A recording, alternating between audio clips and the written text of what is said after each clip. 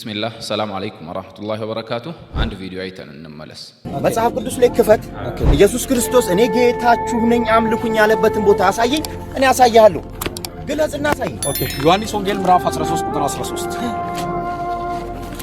ይሄ መጽሐፍ ቅዱስ ነው። እኛ ምናምነው አሳየኝ። ቃል በቃል አነበዋለሁ። ይነበባል። አማርኛ ትችላለህ አይደል? ዮሐንስ ወንጌል ምዕራፍ 13 ቁጥር 13 እሺ። ኦኬ አንብብ። ይኸው እንደዚህ በል። ከዚያም በል ቁጥር 12 አንስታችሁንም አጥቶ ልብሱንም አንስቶ ኦኬ ዳግመኛ ተቀመጠ። እንዲሁም አላቸው። ኦኬ ምን አላቸው? ያደረግሁላችሁ ታስታውሳላችሁ። እናንተ መምህር ጌታ ትሉኛላችሁ፣ እንዲህ ነኝና መልካም ትሉኛላችሁ። ኦኬ መልካም ትሉኛላችሁ። መጽሐፍ ቅዱስ ምንድነው የሚለው? ኢየሱስ ክርስቶስ ቃል በቃል ምን አለ መሰላችሁ? መምህርና ጌታ ትሉኛላችሁ እንዲሁ ነኝና። እንግዲህ ወገናችንን እንደሰማችሁት ነው። በመጀመሪያ ደረጃ ጥያቄውን ልናስተውለው ይገባል። ሙስሊሙ ወንድማችን እያለ የነበረው ኢየሱስ ክርስቶስ አንድም ቦታ እኔ ጌታ ነኝና አምልኩኝ ያለበት ካለ አሳየኝ ነበር። እንግዲህ እዚህ ጋር ልናስተውል የሚገባው ነገር ምን አለ? ውድ ወንድሞቼና እህቶቼ፣ ጠያቂው እየጠየቀ ያለው መለኮታዊ ጌትነትን ነው። የኢየሱስ ክርስቶስን መለኮታዊ ጌትነት የሰበከበት አለ ወይ ነበረ። ምክንያቱም ጥያቄውን ስታስተውሉት እኔ ጌታ ነኝና አምልኩኝ፣ አያችሁ፣ ከአምልኮ ጋር የተያያዘ ለመሆኑ አምልኩኝ ያለበት አንድም ቦታ አለ ወይ ነበር። ታዲያ ወገናችን ለዚህ ጥያቄ መልስ ይሆነኛል ብሎ ያቀረበው ዮሐንስ ወንጌል ምዕራፍ 13 አንቀጽ 13 ላይ የተጻፈውን አንቀጽ ነው። ዮሐንስ ወንጌል ምዕራፍ 13 አንቀጽ 13 ላይ ምን ይላል? እናንተ መምህርና ጌታ ትሉኛላችሁ፣ እንዲሁ ነኝና መልካም ትላላችሁ ይላል። እንግዲህ በዛሬው ቪዲዮአችን የምንመለከተው ይህ አንቀጽ ለተጠየቀው ጥያቄ መልስ ይሆናል ወይ ነው። ከዚያ በፊት ግን አንድ መገንዘብ የሚኖርብን ነገር ምን አለ መሰላችሁ? መጽሐፍ ቅዱስ ላይ ያሉ ሁለት ጌትነቶች አሉ።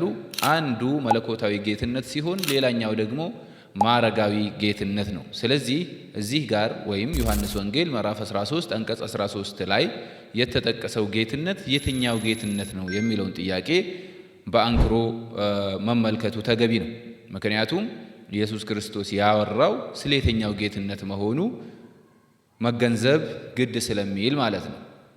ይህንን ምናልባት በአማርኛው ቋንቋችን መገንዘብ ትንሽ ያዳግታል። ምክንያቱም አማርኛ ቋንቋችን ትንሽ ውስን ስለሆነ ለመለኮታዊ ጌትነትም ይሁን ለማዕረጋዊ ጌትነት ጌታ የሚለውን ቃል ነው የሚጠቀመው ማለት ነው። ለዚያ ተብሎ በመጽሐፍ ቅዱስ ውስጥ በዛ ያሉ ጌታ ተብለው የተጠሩ ግለሰቦች ይኖራሉ። ታዲያ ጌታ የተባለ ሁላ መለኮታዊ ጌትነት አለ ከተባለ ብዙ አምላኮች ሊኖሩ ነው ማለት ነው። ከዚህ አንጻር ጌታ የተባለው መለኮታዊ ጌትነት ነው ወይስ ማዕረጋዊ ጌትነት ነው የሚለውን ለመለየት ያስችለን ዘንድ ሰፋ ያሉ ቋንቋዎች ካሉ እነሱን መመልከቱ አስፈላጊና ተገቢ ነው ማለት ነው። ዛሬ እኔ ይህ ኢየሱስ ክርስቶስ የጠቀሰው ዮሐንስ ወንጌል ምዕራፍ 13 አንቀጽ 13 ላይ ያለው ጽሑፍ ስለ መለኮታዊ ጌትነቱ ሳይሆን ስለ ማዕረጋዊ ጌትነቱ ነው የሚገልጸው ብዬ ሁለት ማሳያ ነጥቦችን አነሳለሁ። እንግዲህ ይህንን ቪዲዮ ለሚመለከቱ የክርስትና እምነት ተከታዮች እነዚህ ሁለት ማሳያዎች ውድቅ ናቸው፣ ትክክል አይደሉም የሚሉ ከሆነ በማስረጃ ሊመልሱኝና ሊያስተካክሉኝ ይችላሉ። ይህንን እድሉን እሰጣችኋለሁ። ከነዚህ ከሁለቱ ማሳያዎች ውስጥ አንደኛው ሌሎችን ቋንቋዎችን ስንፈትሽ ምናልባትም ሰፋ ያሉ ቋንቋዎችን ስንፈትሽ ማለትም ለመለኮታዊ ጌትነትና ለማዕረጋዊ ጌትነት ለየት ያሉ ቃላትን የሚጠቀሙ ቋንቋዎችን ስንመለከት ኢየሱስ ክርስቶስ እያወራው የነበረው ስለ ማዕረጋዊ ጌትነት መሆኑን ፍንትው አድርጎ ያሳያል ማለት ነው። ለምሳሌ አረበኛ ከሁሉም ቋንቋዎች በተሻለ መልኩ እጅግ ሰፋ ያለ ቋንቋ ነው። የአረበኛውን መጽሐፍ ቅዱስ ካያችሁ ይህንን የዮሐንስ ወንጌል ምዕራፍ 13 አንቀጽ 13ን በምን መልኩ ያስቀምጠዋል? አንቱም ተድዑነኒ ሙዓሊመን ወሰይደን ወሐሰነን ተቁሉን ሊአኒ አነ ከዛሊክ አው ቢማዕና ማለት ነው። እንደዛ ያስቀምጠዋል። ሰይድ የሚለውን ቃል ይጠቀማል ማለት ነው። ሰይድ ማለት ደግሞ በአረበኛ ቋንቋ ማዕረግ የምንጠቀመው ማዕረጋዊ ስያሜ ነው ማለት ነው። ሌሎችም ጌታ ተብለው የተጠቀሱት በአጠቃላይ ሰይድ በሚለው ነው የተጠቀሱትና ማለት ነው። የእግዚአብሔርን ጌትነት ሊገልጽ በፈለገበት ጊዜ ግን ያንኑ መጽሐፍ ቅዱስ ስትመለከቱ ምናልባትም የማርቆስ ወንጌል ምዕራፍ 12 ከአንቀጽ 29 ጀምሮ ያለውን ስትመለከቱት ኢየሱስ ክርስቶስ እስራኤል ሆይ ስማ ጌታ አምላካችን አንድ ጌታ ነው ብሎ የተናገረውን ቃል ስትመለከቱ ለእግዚአብሔር ነውና በዚያ ቦታ ላይ ረብ የሚለውን ቃል ይጠቀማል። አልረቡ ኢላሁና ረቡን ዋሂድ። ረብ ማለት እንግዲህ በአማርኛ ስንተረጉመው ጌታ ማለት ነው። ያው ሌላ ትርጓሜ ስላሌለው አማርኛ ውስን እንደሆነ አስቀድሜ ነግሬያችኋለሁና ማለት ነው። ስለዚህ ረብ የሚለውንም መለኮታዊ ጌትነት ያው ጌታ ብሎ ነው የሚተረጉመው። ሰይድ የሚለውንም ማዕረጋዊ ጌትነት ጌታ ብሎ ነው የሚተረጉመው አማርኛው ውስን እንደመሆኑ። ስለዚህ ኢየሱስ ክርስቶስ ሌሎቹ በተጠቀሱበት የማዕረጋዊ ጌትነት ነው ሰይድ የሚለውን ቃል የተጠቀመው ማለት ነው። ስለዚህ ኢየሱስ ክርስቶስ ጌታ የተባለበት ማዕረጋዊ ጌትነት እንጂ መለኮታዊ ጌትነት አይደለም ማለት ነው። አንደኛው ይሄ ነው። በሁለተኛነት የምናየው ማሳያ ምንድን ነው? የእግዚአብሔር ወይም የአምላክ ባህሪያት ከራሱ ጋር ያሉ እንጂ ከዚህ ቀደም ያልነበረው በኋላ ያገኘው ባህሪ የለው በፍጹም ማለት ነው። አምላክ ባህሪያቱ በአጠቃላይ ጥንትም የነበሩ ወደፊትም የሚኖሩ እንጂ ከሆነ ጊዜ በኋላ ያገኛቸው ባህሪያት በፍጹም የሉትም ማለት ነው። ይህንን የኢየሱስ ክርስቶስን ጌትነት ስንመለከት ግን ከጊዜ በኋላ የተሰጠው እንጂ ጥንት የነበረው አይደለም።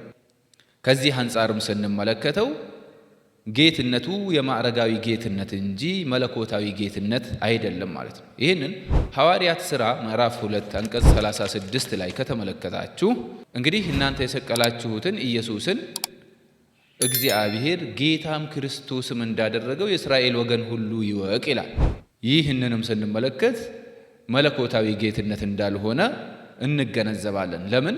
ከጊዜ በኋላ በማዕረግ መልክ የተሰጠው እንጂ ከጥንት ጀምሮ የነበረው ባህሪ በፍጹም አይደለም ማለት ነው። ታዲያ ይህ የማዕረጋዊ ጌትነት ለኢየሱስ ክርስቶስ ብቻ ሳይሆን ሌሎችም ተሰጥተዋል።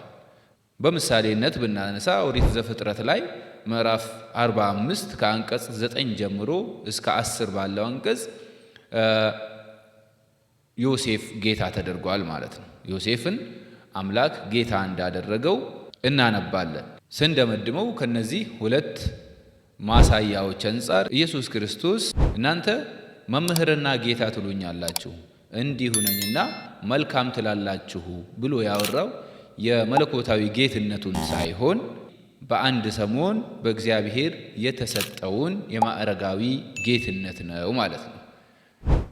ይህንን አንቀጽ በዚህ ልክ እንድትረዱ ትላለሁኝ። አይ የማዕረጋዊ ጌትነትን ሳይሆን መለኮታዊ ጌትነትን ነው የሚያመላክተው የሚል አንድም የክርስትና እምነት ተከታይ ካለ በመረጃና ማስረጃ ሊሞግተን ይችላል። ለዛሬ ይህንን አንቀጽ በዚህ ልክ ከተመለከተን ቀጣይ ደግሞ የክርስትና እምነት ተከታዮች ኢየሱስ አምላክ ነው እያሉ በማስረጃነት የሚያነሷቸውን የተለያዩ መጽሐፍ ቅዱሳዊ አናቅጾችን እያየን እንቀጥላለን። ለዛሬ እዚህ ጋር ቆምኩኝ። ቻናሉን ሰብስክራይብ እያደረጋችሁና ለሌሎችም ሼር እያደረጋችሁ ቪዲዮን ደግሞ ላይክ እያደረጋችሁ እላለሁኝ። والسلام عليكم ورحمة الله وبركاته. لأجلك أحيا بهذا الوجود فوحدك من يستحق الحياة. لأجلك أحيا فوحدك من يستحق الحياة.